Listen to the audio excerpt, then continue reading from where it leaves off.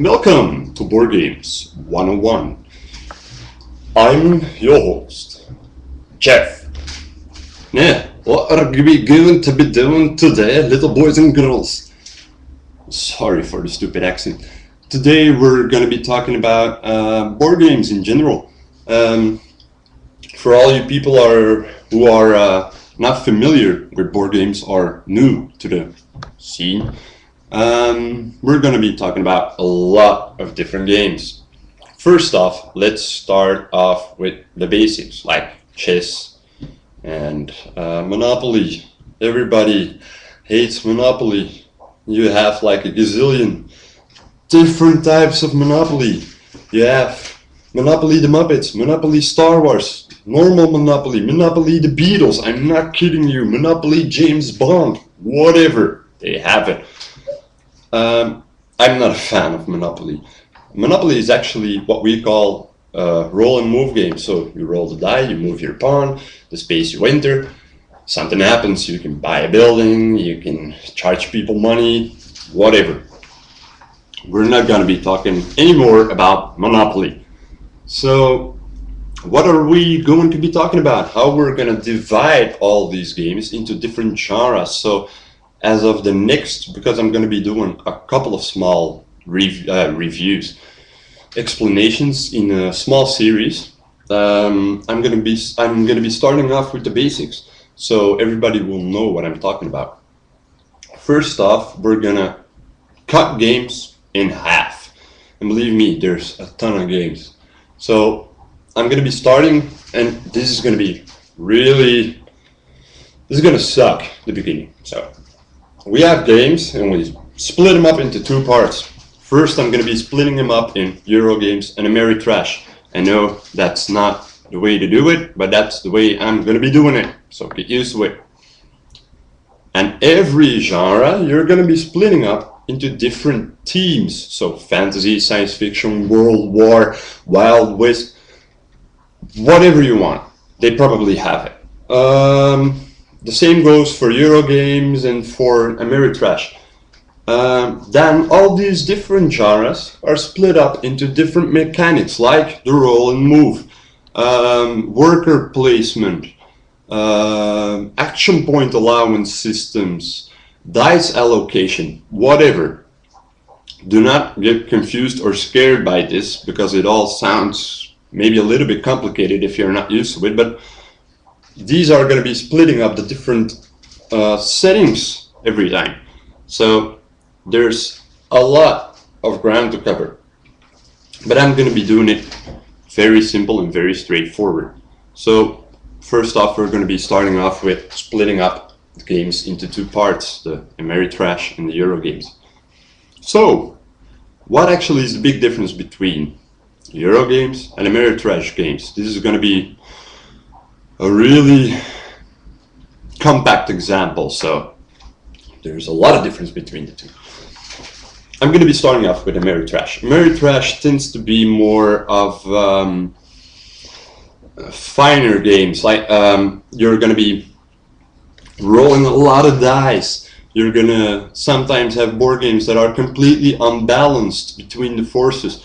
You're going to be having games with tons of miniatures on the board and manuals. This take, not all of them, of course. There are really simple Ameritrash games, but Ameritrash games tend to be not more involving than Euro games, but tend to be more catered towards a specific audience. Okay. So that's a very rough example of your Ameritrash games. Now we're going to take our Euro games. Euro games are a completely different kind of game. If I could choose, I would pick Ameritrash, but that's personal preferences. You also have hybrids, which is a little bit of both. But Euro games tend to have more streamlined mechanics, so meaning that most of the times the rules are going to be easier to grasp and there will be a certain flow to the game, which Ameritrash games sometimes tend to lack, and they can go pretty slow, and you would call that downtime. So if somebody's taking a turn, it can take an eternity before it gets back to you. In Euro games, this tends to be a little bit less.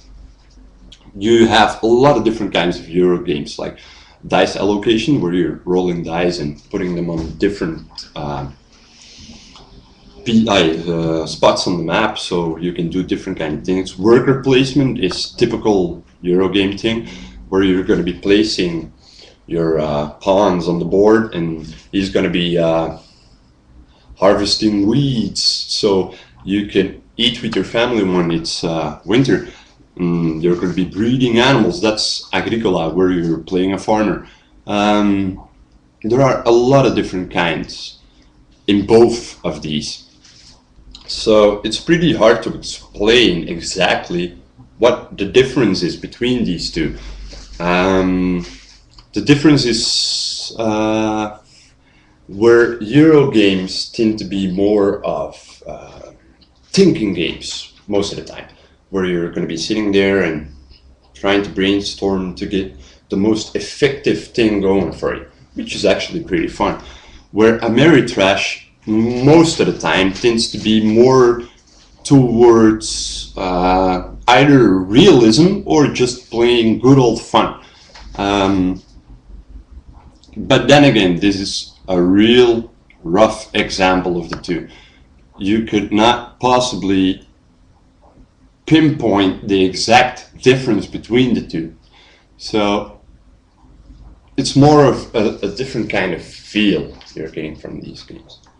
So that being said, that's going to be the first big split up for you people to digest. So for the rest of the explanations, we're going to be looking about the different kinds of teams. I'm not going to be going over all of them, just a couple. So you have different kinds of teams, like I mentioned before. You have fantasy, science fiction, the Wild West. These are going to be splitting up these two basics into different categories, which doesn't mean that every Wild West game or every World War II game is going to be exactly alike, which couldn't be further from the truth, because all of them are going to be having different mechanics. Some of them are actually pretty similar, but some of them have different mechanics. It's like, let's take for example, like you could have Axis and Allies, which is a grand scale war game where you're going to be trying to conquer and reenact the Second World War. And you could have Memoir 44, which you could arguably, and I'm going to be getting a lot of slack from this from Ragnars, which are experienced veteran wargamers. Memoir 44, they will say, is not a war game. I can prove them wrong. In Memoir 44, you're going to be playing cards to move your troops, and it's going to be operational based. So one group of people, or one pawn in this case that you're going to be placing on the board, could represent an entire squadron. So these are the two main differences.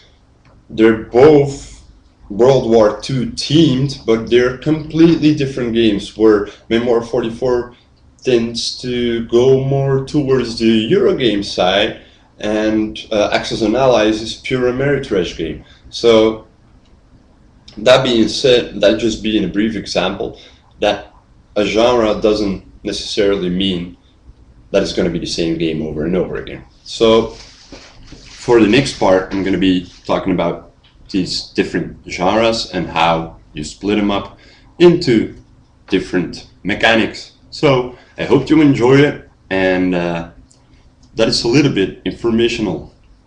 See ya!